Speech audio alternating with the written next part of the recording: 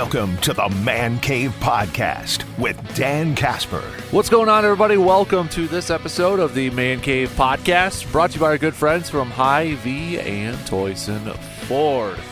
Dan here with you, as always, for every episode of the Man Cave Podcast. A big thanks for joining us here, where we're going to be covering a lot of things on this episode of the podcast. Want to talk a little Badgers. Brandenburg's going to be joining me. We're going to talk a little Badger football. I'm going to talk a little baseball with winter meetings wrapping up. Obviously a big week in terms of some free agents finding different homes and such. So we'll talk about that. But we're going to begin this episode of the podcast talking some Packers football. Packers taking on the Seahawks. So let's jump right into it. Let's break it down, baby. Packers, Seahawks, Sunday night football. How do these two teams match up? You've got the Seattle Seahawks, who are probably looking at this game. I mean, I would assume they're looking at this game. Both teams should actually be looking at this game as potential, like kind of like a playoff game, because Green Bay doesn't want to fall too far down in the wild card standings. Want to still be in competition with Minnesota, maybe for that top wild card spot, assuming Detroit takes care of their business and such. But you look at the NFC West right now, and Seattle's on top, 8-5. But right now, on their heels is the Los Angeles Rams. Seattle 8-5, the Rams 8-6. Seattle has won 4 of their last game, 4 in a row. It's interesting too because of how much Seattle has been, over the years, such a home field advantage over there. They're actually better on the road this year. They're 5-1 on the road this year and 3-4 at home. So Seattle's actually been just a skosh better than skosh better on the road than what they've been at home this year. So let's break it down here a little bit as we normally do. Offensively, Green Bay still a top 5 offense in the National Football League in terms of yards allowed per game. Yards put up per game, 376.4, the 4 teams ahead of them: Baltimore, Detroit, Tampa Bay, and Washington. Seattle, meanwhile, on this list, they are, the 5, 6, 7, 8, 9, 10. So they're about halfway, a little bit higher than that, but they're at 344.4 yards per game offensively. Where, if you break it down in terms of passing yards per game, Green Bay, top 10 team, they've got 231.6 yards per game. But Seattle, kind of a little bit different. Maybe if you're still thinking about the Russell Wilson days and Marshawn Lynch and that, always Pete Carroll and that. But Seattle is the 3rd highest team in the league in terms of passing yards per game. Geno Smith over there, 249 yards per game through the air. Rushing, Green Bay's top 5. They're number 5 in the league with 144.7 yards on the ground. Then you've got Seattle coming in here towards the bottom, 95.4 yards per game on the ground. The only teams that are worse than Seattle at running the football so far this year has been Dallas, the Bengals, Browns, Jets, and Raiders. Points per game, that's because you obviously score more points than your opponents. You're probably going to win a bunch of games. Well, Detroit's number 1. Green Bay is a top 10 team, 26.8 points per game. Seattle just outside the top 10, a little bit of middle of the pack there, 23.2 points per game. Now, defensively, how do these teams match up? Green Bay, total yards allowed per game, 330.5. That's just outside the top 10 there. Seattle's more a little bit middle of the pack towards the outside the top half, 50% of the league, if you will, 339 yards allowed per game. So just a 9-yard difference between the two. But if you break it down by passing yards allowed per game, Seattle is a 2, 4, 6, 8, a top 10 team in terms of yards allowed per game through the air, 212.5. Green Bay, they're bottom 10, it looks like, 2, 4, 6, 8, 10, 11. So the 12th worst in the league. It looks like 222.2 yards given up through the air. So Green Bay's pass defense is probably going to be tested if you look at those numbers, right? I mean, you got Seattle's a top 3 passing team in the league in terms of yards per game. You've got Green Bay through the air towards the bottom. Now, again, I will caution. A lot of those numbers, they don't tell the whole story, right? Because some teams, you're going up against Green Bay, maybe playing a little from behind, because that'll factor into rushing yards per game. Now, and that's not to diminish either, because Green Bay, I think, has gotten better with their run defense. I mean, you look at years prior, and numbers tell you that they have gotten better at the run defense. There's no question about it. But I think it does factor into at different situations, during the game. If you look at Green Bay, actually, for one nugget here with their rushing yards per game compared to last year. So rush yards per game last year, they were 28th. This year, they're 9th. Yards per rush, last year they were 23rd. This year, they're 7th. And then even yak per rush. So yards after contact, last year they were 29th. This year, 9th. 9th over there. So there have been improvements in the running game, or in the run defense. No question. No question.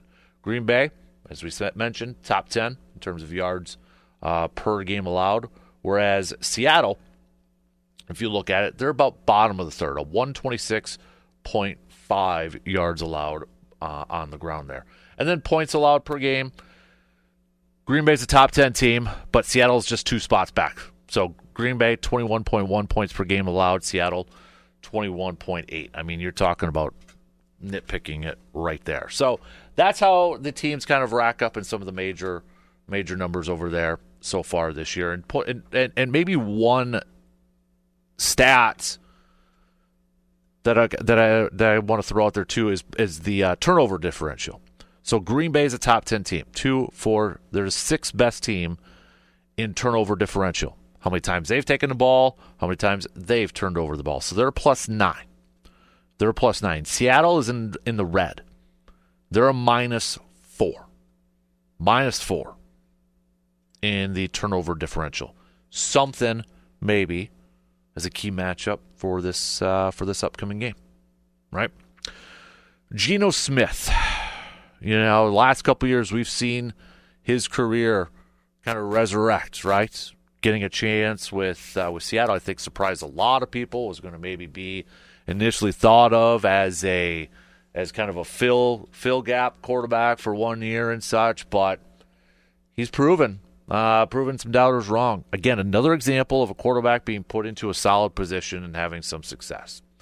He's coming off of a game against Arizona where he was 24 of 30 for 233 yards. He has not thrown an interception since November 24th, 1 interception against the first time they played Arizona. And it was back on November 3rd in that loss, their last loss in overtime against the Rams, when he threw 3 interceptions. But so far, Geno Smith, 2nd in the league in passing yards, 3,474, 14 touchdowns, 12 interceptions. Then you look at Kenneth Walker's leading their team in rushing with 542. Jackson Smith-Njigba leading their team in receiving 911 yards. So, key matchups, keys to victory here. One of them, I mean, again, you could probably say it almost every week, but the trenches. I look at this as a game that Seattle's offensive line is banged up, and even when they're at their full strength, they're not the greatest offensive line in the world. And you've got a defensive front that I think if you ask a lot of fans, they would like to see more pressure on, this group to get after the quarterback and to take the quarterback down and all that stuff. And this is an opportunity. This is an opportunity for the Packers defensive fronts to get after Geno Smith and to get after the quarterback. To go after him, to put pressure on Geno Smith and to try to get him to turn the ball over. it's easier said than done, apparently, because last week against the Lions, one of the talking points was, hey, the Detroit Lions defense banged up, front banged up a little bit, but they played incredibly well. Incredibly well. So it's not a foregone conclusion that it's like, oh, okay, Seattle's offensive line's banged up. Chance to get after. Green Bay's got to get the job done. They got to get that job done. But this is an opportunity for this team, for this Packers front, to get after this offensive line. I'm looking at guys like Rashawn Gary and Lucas Van Ness. And to be fair to Lucas Van Ness, since the bye, this is according to Pro Football Focus, since the bye on Week 10, that was 4 games ago. So in these 4 games, he is 8th out of 79 edge rushers in pass rush win percentage. He is 3rd out of 79 pass rushers in true pass set win percentage. And with that pass rush grade from Pro Football Focus, 2nd out of 79 edge rushers. That's an elite status. He's graded at a 90.5. That's from Pro Football Focus. 2nd, believe it or not. So, kind of maybe flying a little bit under the radar in terms of just maybe how well he has been playing over the last few weeks. Has he been like putting down monster sacks and racking up monster sack numbers and such? No. But the numbers show that in the last few games, he has been winning in terms of putting pressure at the quarterback. So I'm looking at Lucas Van Ness. I'm looking at Rashawn Gary. I'm looking at those 2 guys to take advantage of a beat-up offensive line. I'm looking at Kenny Clark. I'm looking at Devontae Wyatt. I'm looking at those guys to provide some interior pressure on Geno Smith. Make him a little panicked back there. Get after him. And especially if you do have Jair Alexander back in this game, I want to see this group and Edgerrin Cooper. I don't want to overlook the impact that Edgerrin Cooper, the rookie linebacker, could have on this team too, if he's going to be playing in this game, because then I think if you've got, this is just me, but I think if you've got Jair back, and then you've got Edgerrin Cooper back, and you've got maybe Evan Williams back and such, I think you're going to see Jeff Hafley employ some pressure on Geno and maybe be a little bit more aggressive at getting after the quarterback, especially when you consider that they want to throw the football, right? That's where Seattle's had a ton of success with their receivers. I wouldn't be surprised, and maybe just it's part wishful thinking, that I see a Packers front really trying to get after Geno Smith and really trying to make him get the ball out quicker, because Seattle likes to throw it over the top of you, and Green Bay really hasn't allowed that this year. They want to keep everything in front of them.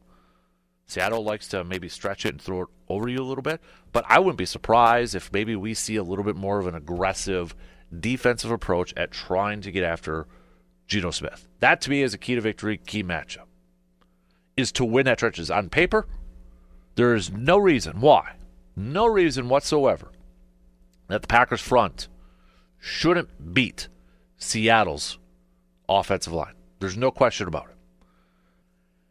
And if Jair is out there, obviously that is going to be a key to victory and a key matchup too, because I fully believe if 23 is out there, you can do more with your defense. You open up things a little bit more, and maybe you could be a little bit more of a risk taker. You could be a little bit more aggressive. Now, I don't know if he will shadow DK or Jackson or whatever. I don't know.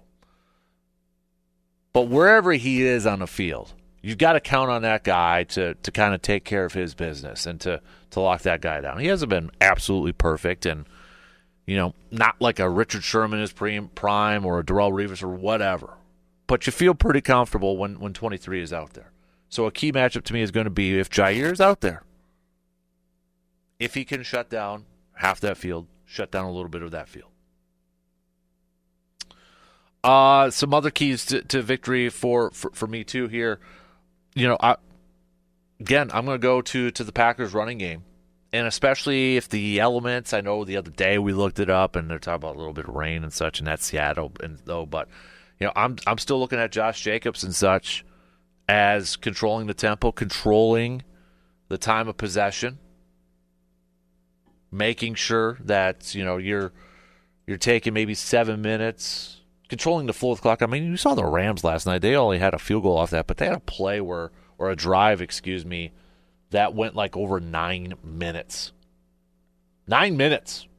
It's like 16 plays, I think it was, but only got a field goal out of there. But you want to be able to come away with tuds, obviously. You want to be able to come away with touchdowns. But controlling that clock and having success in running the football. And we have seen, the first half of the season, one of the issues with Green Bay was been their red zone efficiency percentage in scoring touchdowns. They've climbed all the way up to 12th. It was just a few weeks ago, like maybe a month and a half ago, they were like the third or fourth worst in the league. They've climbed up to 12. And their last 3 games are 80% when they get to the red zone coming away with touchdowns. They've climbed that thing. Seattle, meanwhile, if you're looking at red zone efficiency, they're about half. They're 19th in the league, 29%. If you want to do it by defense here, let me see if I can bring it up here if my computer wants to actually load up here. So here's your red zone defensive rankings here. Just because I always think Seattle's the 11th best. Okay, they're 11th best. Actually, they've been really good in their last 3, only giving up 37.5. 30. That's pretty dang good. That's really good. Green Bay, 23rd, 61.36%. Spit it out, Dan. But their last 3 games, 70%. Oof, yikes. So, I always like to look at the red zone numbers. Once you get in that area, are you coming away with touchdowns or are you coming away with field goals over there? But back to it. Offensively, a key matchup, key to victory for me is, again, establishing the run, getting Josh Jacobs going, taking some time off that clock. We've seen the numbers here. If you look at the rankings, Seattle, they've been, pretty darn good at slowing down aerial attacks, passing attacks, and that. Control it, take some of that pressure off of Jordan Love, control the tempo, control the game flow by having success running the football and getting that play action going. If you're having success running the football and you're sticking with the running game, that play action game just opens up things so much more.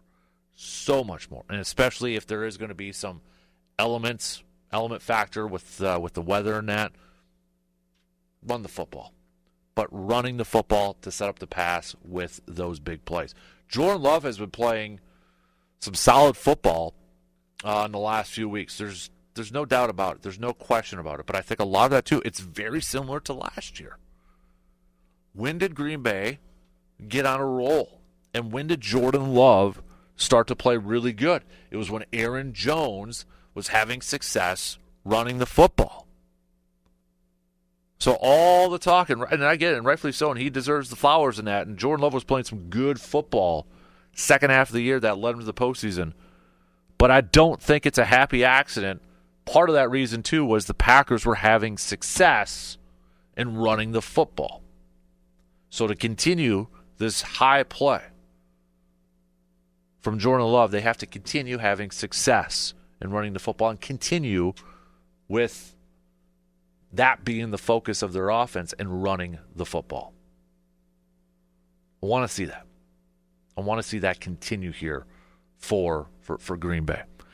And we went over the turnover differentials, right? Limiting the turnovers, limiting the mistakes. No stupid penalties, okay? I'm assuming the environment is still going to be pretty electric over there in Seattle, Sunday Night Football.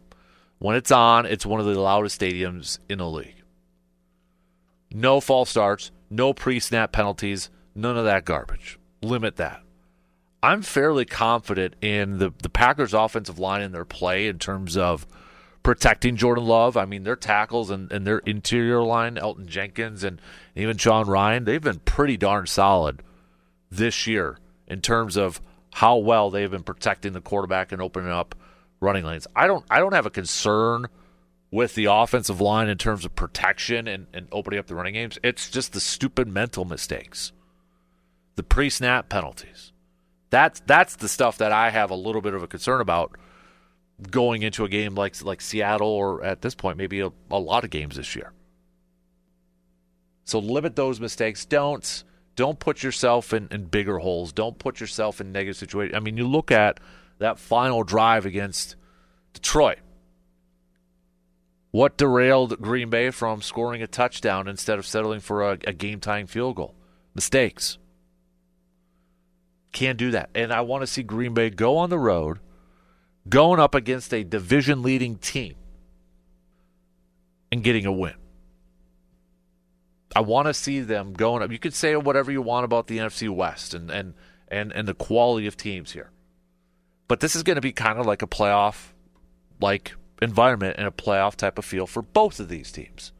Seattle's got the Rams breathing down their necks right now. They can't afford to lose a lot of these games. Green Bay is kind of in a similar boat in terms of just where their standings are at in the wild card chase. So you got a little bit of a playoff type of feel here. But I want to see Green Bay go on the road against a division-leading team and pick up a win, because the thing is, they're going to have to do that in the postseason. They're not going to be the division winners unless something dramatic happens, which means they're going to be a wild card team, which means at least through the first couple rounds, they're going to have to go on the road. So can Green Bay go on the road against a team that's playing some good football right now? Seattle's won 4 in a row. Playing some confident football, but also playing some, I don't want to say desperate football, because that's not really accurate in my sense, but just, like they realize what's at stake too. I want to see Green Bay go in there and pick up a big win. It would be a big win to go on the road and pick up a win against a team that's right now at the top of their division and trying to hold on to that division lead. And the thing is, you might face this team again in a few short weeks, in like a month, when the postseason starts. You might. But I just want to see Green Bay go in there and pick up a nice road win. Get that 10th win of the season. Then you can move on to New Orleans. On paper, I feel like this is a, and I don't want to sound too overconfident in this game. I don't, because I think Seattle has been one of the nice surprises of this season too. I think they have been one of those nice surprises for this season for teams. But Green Bay is the more talented team. Green Bay is the more talented team for this. And I look at this as Green Bay should be able to go in there and pick up that win. I know it's the hostile environment. I know they're riding a 4-game winning streak right now for Seattle. You got a win against the 49ers, a win against the Cardinals, a win against the Jets, and a win against the Cardinals again. That was an impressive win last game for Seattle, but this one should be a Green Bay win. It should be. Let's be real. It should be. And I feel like Green Bay has the advantage in a lot of different areas in this game. But I feel like if they can dial up some pressure, get some quick pressure, not long developing pressure, quick pressure on Geno Smith, where you have to force him to get the ball out of his hands maybe a little bit quicker than he wants to, because he wants to throw it down the field. But if you can get that quick pressure, Green Bay's a team that doesn't blitz a whole lot. Do they do it this week with hopefully Edgerrin Cooper back and then your top cornerback, where you feel a little bit more comfortable in your coverage? Get quick pressure on Geno Smith. Get him a little bit rattled back there. Don't allow big plays to happen with their receiving core. Get that pressure on him. There's no reason why this Green Bay defensive front can't attack and win up front against Seattle's offensive line. And then on the flip side, Green Bay offensively establish the run, continue to do what you've been doing offensively, having success running the game, controlling the clock. But then, when you got to have Jordan Love throw, he's made some big plays with his arms. With his arm. Stretching the field there. Get that run game going. Establish that run. And then employ the passing attack. Especially if you got Romeo Doubs and you're going to have your full complement of players back. You've got weapons all across the board. I feel like this is going to be, I don't know why, I feel like Jayden Reed's going to have a game. I feel like Jayden Reed's going to be the guy that has a game. Because he could do so much, so many different things with this. And coming off of a game against Detroit where there was so many question marks about, why he wasn't used so much, what was the game plan for him. I feel like we're going to see Jayden Reed have a game. And when you look at the offense overall, I feel like he's the guy that has to have a game here too. We could say Josh Jacobs every single week that he's the guy that has to have a game. But I want to see Jayden Reed have a game. I've been going back and forth between Jayden Reed and Christian Watson, to be honest with you. Those two guys. I've been going back and forth between those. But I've got this feeling in my gut, and that's all it is it's a gut. But I feel like it's going to be a Jayden Reed game. And then defensively, that guy that's got to have a game, I'm going to go with, I could go with 4 guys here. I could probably go with 6 guys. I could go with Xavier McKinney for not allowing any deep pass plays to happen. Packers have done a good job of keeping everything in front.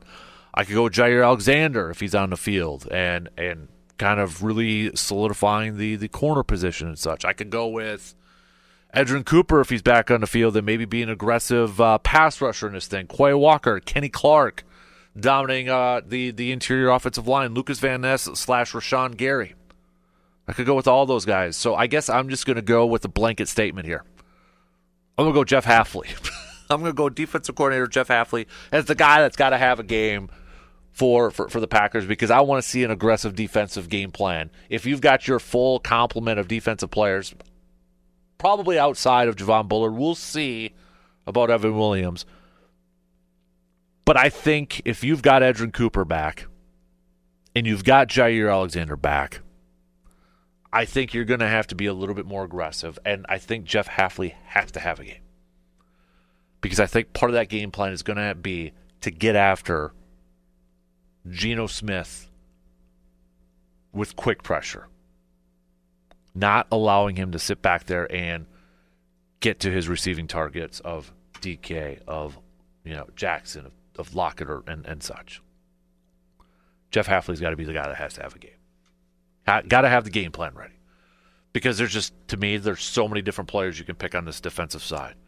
It's Kenny Clark, it's Devontae White, it's Lucas Van Ness, it's Rashawn Gary, it's Quay Walker, it's Edgerrin Cooper, it's Xavier McKinney, it's Jair Alexander. So I'm just going to lump them all into one, and they all fall under one person, and that's defensive coordinator Jeff Hafley. Are you hosting family and friends for the holiday season this year? Hey, that can be pretty stressful trying to figure out what to prepare, who likes what to eat, and so on. Well, you can take some of that stress off your plate by simply visiting Hy-Vee in Eau Claire. Whether you will be tackling the cooking yourself or you need some help with preparing meals this holiday season, Hy-Vee can help you out in so many different ways. Whether you want to shop and save some money or you need help with some catering, Hy-Vee in Eau Claire has you covered. So stop on in and get started for your holiday preparations today. Family owned and operated, Toyson Ford is proud to serve the drivers of the Chippewa Valley with some of the most popular vehicles around Wisconsin and the country. They're committed to giving drivers from across the area the best in customer service with a top-notch selection of brand new vehicles to choose from, as well as an extensive inventory of pre-owned crossover, SUV, and trucks. Plus, with their expert finance, service, and parts centers in-house, they strive to be your one-stop dealership for all of your automotive needs. Visit them today at 1000 Chippewa Crossing Boulevard in Chippewa Falls. I want to lead off talking some baseball with you before we get to a little Brewers, and I know it's been a few days here, but you're our baseball guy. I heard Jeff Passan say it was more money than what they initially expected. I think everybody thought, okay, around 600-some million, somewhere around there. But it exploded to $765 million for Juan Soto. I don't want to get into did they overpay or anything like that. That it's whatever the market dictates at that point, right? But were you generally surprised it got that high for Juan Soto at 765? A little bit. I mean, Juan Soto's a great player, and the fact that he's hit free agency at 26? Yeah. I mean, that's a big part of it. I mean, you're not, you can go a little higher because you're not in theory, you've still got 4, 5, 6 prime years. That's, I think, the thought process behind it too. Why, he got so much. But I mean, like you mentioned, when there's a market, like, it wasn't a foregone conclusion. Right. Like, where he was going to go. It could have been the Yankees. It could have, obviously, was the Mets. There were other people in play.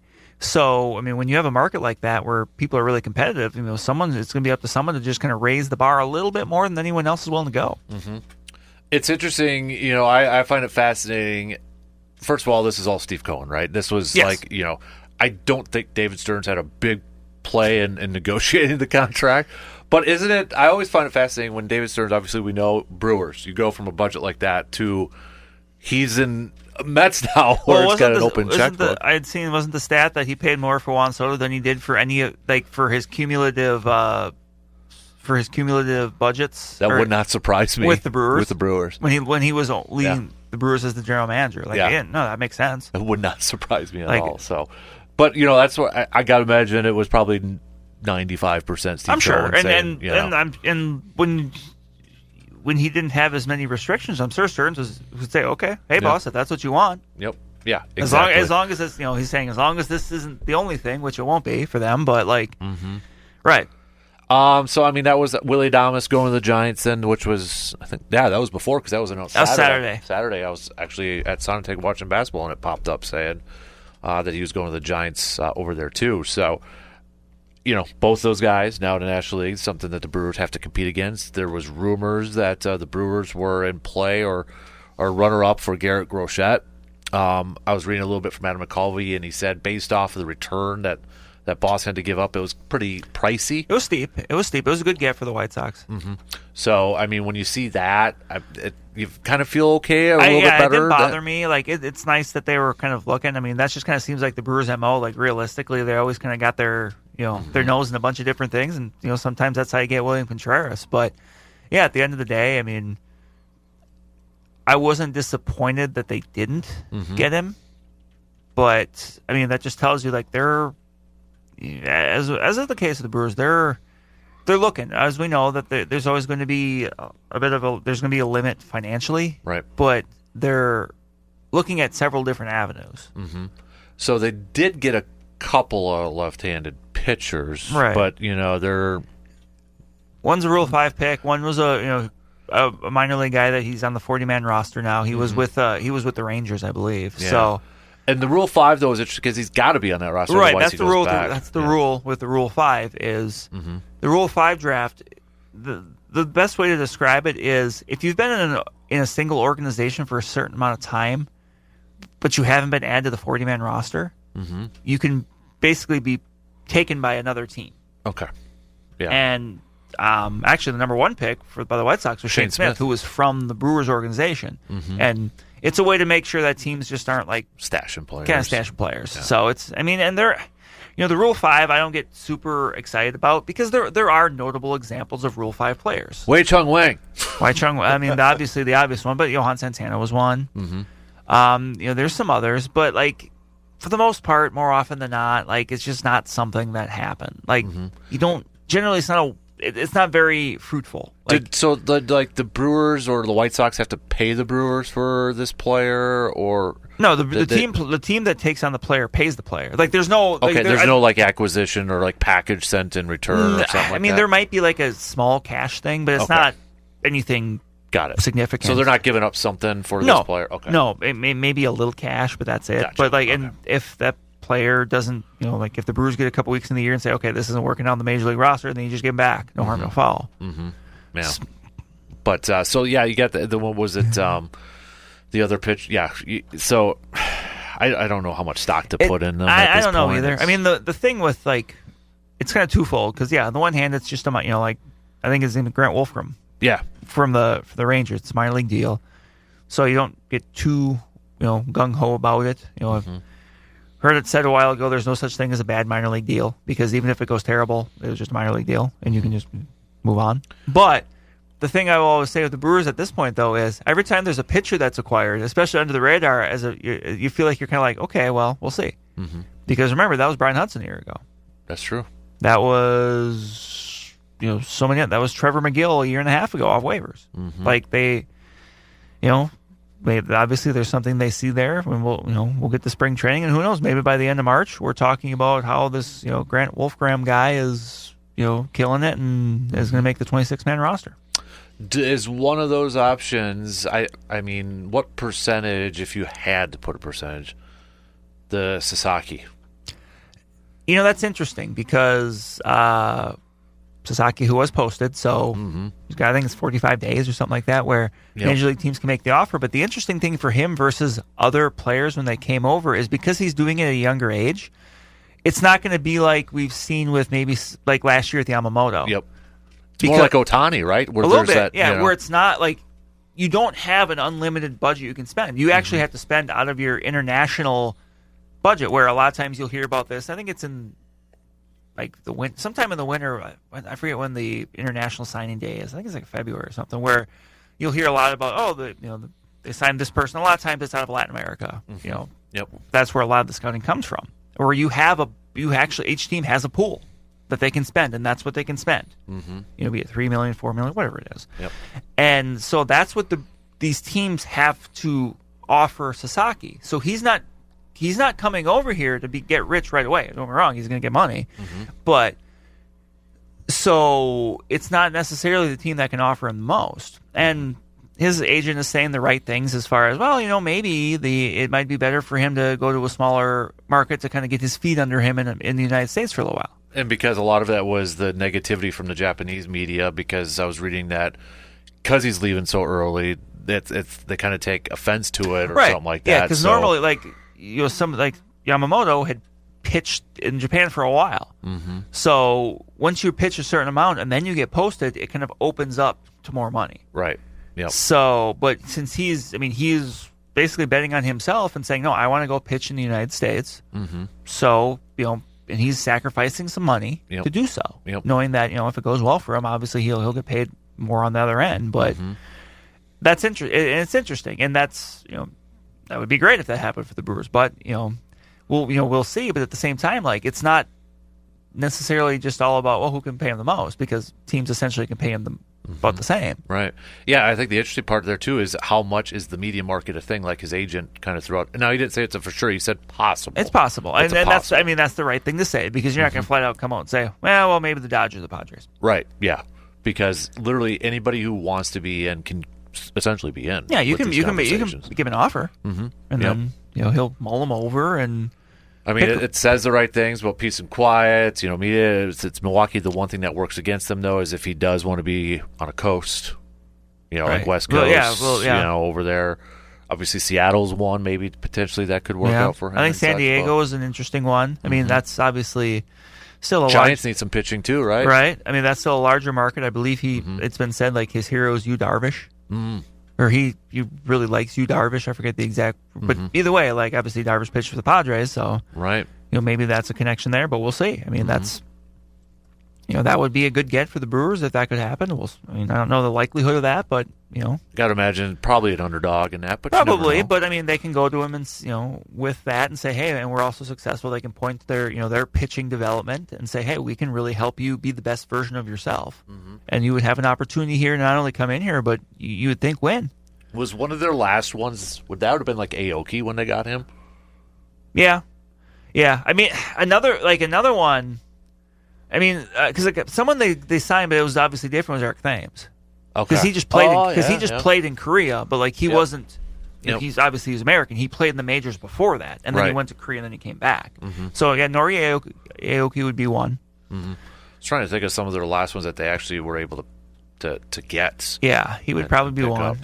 He actually ended up posting a pretty decent, lengthy career. Obviously, he was only with the Brewers a couple of years, and he got traded to the Royals. But he bounced around for a while and was just a solid third or fourth outfielder for a while, and that's that's a good career for someone making that jump. You're a little surprised that Corbin Burns hasn't landed on a team yet. Max Fried's with the Yankees and such, and here we are. Corbin Burns is still out there. I think it's probably sooner than later. Yeah. I mean, the Soto one was the big domino. Mm-hmm. And then, obviously, Fried, too, just one of those big pitchers. Yep. And then I think it just kind of goes from there. Yeah. I feel like it's going to be the Giants. Corbin Burns going back to California. That's where he's from. Maybe pairing up with Willie again over there. I know the Red Sox are being thrown out there as a possibility. That's where I think it's going to come down to Corbin, right? Like, this is going to be his only big contract. Right, yeah. Is he looking to cash in or still try to go to a contender type of deal? That's go to Boston. You're still behind the Yankees, and I don't know what Baltimore situations are look like coming up here in that too. So, but I'd be interesting if it's a couple Brewers, former Brewers, going to the Giants there. Yeah. Buster Posey spending some money right now. Yeah. Over there. So what should be the next thing, though, that the Brewers take a look at? Position-wise, we know they're probably going to need a third baseman, right? And because I would imagine Ortiz is probably going to be the guy that moves over there.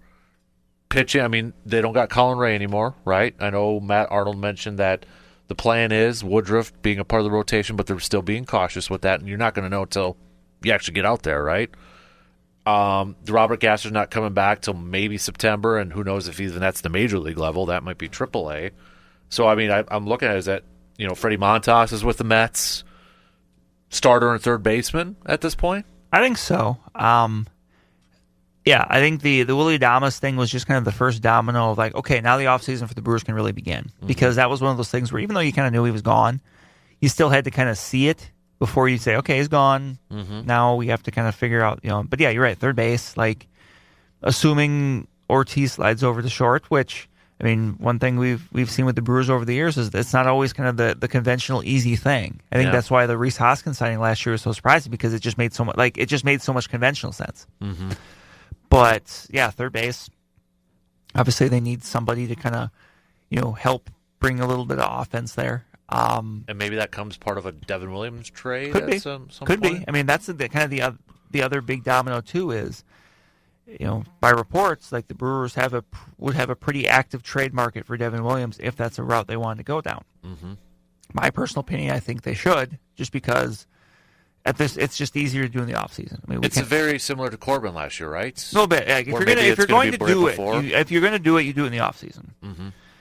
So, and that's going to bring them back something. Now, it's going to be interesting to kind of see what they prioritize with the Devin Williams trade. Do they prioritize, major league help, which it seemed like the Brewers did with Corbin Burns, or are they willing to grab a couple younger players that might be a year or two away? But to me, like you said, that's kind of the first two things: third base, corner infield, I guess, just because. It wouldn't be a bad thing to get someone that can play both first and third, knowing that Rhys Hoskins really he shouldn't be playing first every day. And then, adding to that starting pitching group. Right. Yeah. So, been, got the first domino, first couple dominoes to fall, as you mentioned. So now it's like, gotta imagine Corbin's going to be fairly soon. I would think at some point, right? Fairly soon. So, but anything really surprised you so far with some of the stuff that's gone out there? Not really. Yeah. Not really. I mean, a lot of the stuff were like rumored, reported, like even Willie to the Giants. Yeah, that was in the ballpark, but like, and you felt like if the Yankees were going to lose out on Soto, they'd maybe get another pitcher, right? And they may try to find another impact bat. I saw some stuff about maybe Bellinger. Would they? Could be. Obviously, the Cubs are. It sounds like the reports were they were looking to move him because of the contract, and they've got young outfielders that they can play in that spot. So. They're maybe looking to kind of shed some of that salary. That Central, though, has been pretty darn quiet so far. A little bit. I mean, the Reds have made I like what the Reds have done so far, not just with the Terry Francona manager hiring, but going out and getting Brady Singer from the Royals, trading Jonathan India away. Like, I like what they've done. I also liked what they did last offseason, too, and that them being my pick to win the NL Central in our picks last spring did not work out super well for me, but I do like what they've done so far. Do you think if Francona was a manager last year, they're division champs? Or I don't know. Like it's tough to it's always tough to quantify how much a manager makes a difference. And they were a bit off the pace, so it's tough for me to say, oh, the manager makes a 9, 10, 11 game difference. Right. But who knows? I mean, I think he's definitely an upgrade. He's I think one of the the best managers of the 21st century when you look at just the different ways he's been able to win with different teams. Mm-hmm. This is a really random question, but just to wrap it up here. With the Pirates, if that managerial job got opened, how attractive would that be, knowing that you don't have the greatest budget in the world, but you have Paul Skeens? You have Paul Skeens, you got Jared Jones. You've got some good young Reynolds. talent. You've got some good young talent. There would be interest in it. The downside you mentioned is, like, the ownership has not shown a serious commitment to spending. Mm-hmm. Yeah. And I mean, at this point, like, are they already? Is management, even if they're not saying it, hell, the A's spent a lot of money already. Right, they threw some money at Luis Severino. Like, you would think, Bob Nutting is pretty notorious for. I mean, there's owners in Major League Baseball that don't spend, and he's one of the worst when it comes to that. Like, that's a team, that's a franchise that should be better than it is, and that's a big reason why. But I mean, that would be probably part of it, because it would be frustrating. Because you got Paul Skeens, you got Jared Jones, you got these good young players, but it's like there could be more, right? Like, if you think, and let's put this, I've said, like, obviously Brewers fans get frustrated with that at times, but like, it can be a lot worse. That's true, and that's not to put Mark Ananasi on a pedestal, but that's to say, hey, no, there's others that it can be much worse with that kind of thing. Because you are Mr. College Football. I am. Did the College Football Playoff Committee get it right? Yes. I think so too. Yeah, and that I was worried, because they would have set a very dangerous precedent if they dropped SMU below Alabama, because they lost a very ultimately what was a very competitive last-second ACC championship game. Kudos to Dabo Swinney for going out there and saying SMU is a playoff team too. And even afterwards, like when they were announced, he was like very excited. Like, over the years, I've not necessarily been a Dabo Swinney fan for a couple reasons, but I will give him a lot of credit. His post-game interview was one of the best post-game interviews I've ever seen from a coach. Like, he definitely he took the right approach with that. Absolutely. Yeah, I got no complaints about it. What are your thoughts though? Like, a lot of people are saying it kind of screws Army though. Like, if Army wins this weekend, you're talking about a one-loss team. Yeah, it does. They can't get in at it. I mean, the thing that works against Army, obviously, is that, their one high-profile game against Notre Dame, they got run out of the building. Like, had that been a little bit more competitive, maybe. Yeah, I was going to say, if they beat Notre Dame... Well, I think they're in, but, like, if they lose to Notre Dame by, like, 7... Right. Ooh, that too. Are they in? Yeah. I think you can make a case. I mean, let's put it this way. You're not gonna tell me that, Army being in there is not a good thing. I mean, I love me some Service Academy football. So who wouldn't want to see Army in there? How much fun would that be? Besides maybe Nick Saban, but yeah, I honestly, I looked at it, I got no complaints. I mean, you could say, well, Penn State's got the easiest path, and Oregon might have to play either Tennessee or Ohio State. In the second round, you can make the case that maybe instead of it being purely bracketed, you reseed, high seed versus low seed. Yeah. That would be the one thing. I think. I have no problem with that. So if SMU pulls off an upset, do they go play in Oregon? Okay, I think that's fair. Because and let's be real, like, you might have Penn State versus Boise State or whatever it is, and it might be Oregon versus Ohio State. Is that fair to Oregon if they're the top seed, that they're probably playing a better team in Ohio State? I agree with you. Like, the seeding wise, maybe you adjust that. But no, I think for the first one. And I'm really looking forward to this because there's some fun matchups. Obviously, Indiana playing Notre Dame, two schools from Indiana playing in Indiana. That's fun. How big of a recruiting win would that be for Indiana if they can beat Notre Dame? I mean, Kirk Cignetti's already had a really good year. I mean, you can Google him if you want to find out more. But, that would be gigantic. Like, and Penn State, SMU. There's just, like, Ohio State, Tennessee. That's such a fun matchup. Yeah. That's they got it right. They got it right. I do too. I agree with you. Now, did the Badgers get it right with their offensive coordinator hire? I was very underwhelmed at first. I've been able to kind of be talked into it more because for this simple reason. The Badgers did get somebody who wants to run the football. And that's a complaint I think a lot of Badger fans, including myself, have had at times, like, run the football. Now, it's not going to be all I formation stuff. It's still going to be a lot of shotgun type stuff. But to me, how you do it doesn't matter as much as if you do it. And you've you've got someone that he's going to want to run the football. He's going to get the quarterback involved. Obviously, I think the big domino was once Jeff Grimes was hired, like, Brendan Locke just is not a fit for that. Like, he's not a running quarterback. Mm-hmm. So the Badgers, by reports, have been active in the transfer portal trying to find a veteran quarterback. Because who's the one guy that's from Cal, like Wisconsin's a finalist with Georgia? I think, he was one. Mm-hmm. They're gonna look for a dual threat quarterback. That's just, you look at what happened with Kansas. Mm-hmm. That's what they had. Now, I don't even know if he's in the portal, but I think he's going to be. But I have an absolute dream for who I would want it to be. Who's that? Cam Rising. Oh, jeez. Who's like 28 years old at this point from Utah. But because Utah got, I think it's a quarterback from New Mexico. Like, they went out and got a quarterback. Mm-hmm. So usually when you're getting a pretty high-profile quarterback, you're not, you're kind of showing, hey, this is what we're doing. Right. But I don't even know if he's going to play next year because he's had injury issues. But, it's going to be different. But, like, this is going to be a team that I think is going to play a lot more physical. Early on, the big win was getting Trechka Kahuna to come back. He's someone that's, it's also, I think, an offense that likes to get receivers involved a little bit in the run game, so maybe some jet sweep, stuff like that, which I think would be great for Kahuna because he's just the type of guy that you just get the ball in his hands and let him go. Mm-hmm. And it was always surprising to me how they couldn't do more of that this last year. Like, even with just screens or push pass or something, like, it's not hard to manufacture touches. Mm-hmm. And that was just something they didn't really do, and that surprised me. Right. So hopefully they can with this one. But also the thing, too, is on Luke Fickell's end, like, you got to hope this is right. Mm-hmm. Because if it doesn't work, you're not going to get the chance to hire another one. Mm-hmm. Yeah. Yep. Will it work with Bill in North Carolina? I don't know. Like, hearing when he's like, well, we're gonna bring the pros to college. Like, but how many other pro coaches have tried that? On the other hand, this is Bill Belichick. Right. And I do feel that Bill Belichick has more of a respect for the college game than maybe some of those other coaches that said that did. Mm-hmm. But I can tell you this, I'm really interested to see how it goes. I do think it's a benefit that he's going to the ACC. Yeah. Because if he's going to the SEC, there's going to be a little bit, I think. I don't think there's going to be an instant.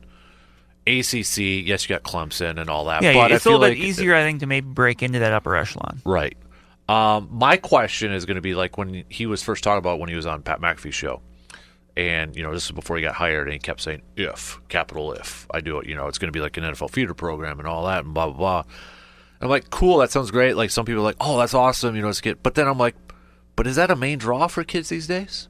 Or is it, where can I get the cash right away sort of thing? Like, where's that balance? Mm-hmm. And on one hand, though, too, because he hired Michael Lombardi to be the GM of his team, it's kind of like a little NFL, though, too, because you're kind of giving money, contracts and that. Mm-hmm.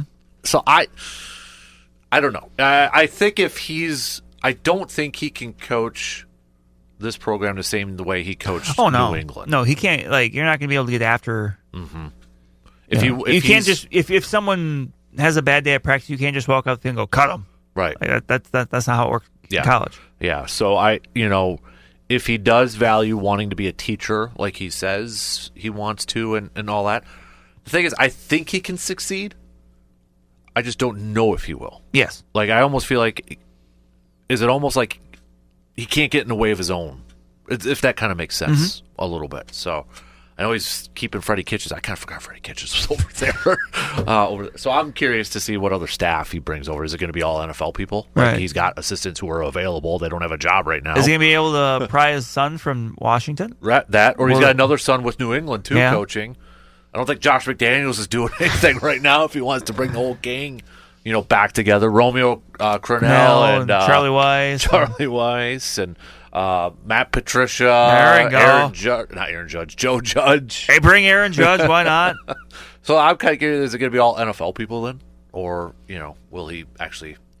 It's just, to me, it's also fascinating, too. Like, one of his good friends, Nick Saban, left the game because of this, and he's giving it a shot. He's giving it a shot. I'm sure they've talked. I would imagine they had to. So it's the one game, somehow make it happen. Let's get Colorado versus UNC. Just if Deion's still at Colorado, my goodness, like a bowl game or something next. Mm-hmm. Yep, let's make it happen.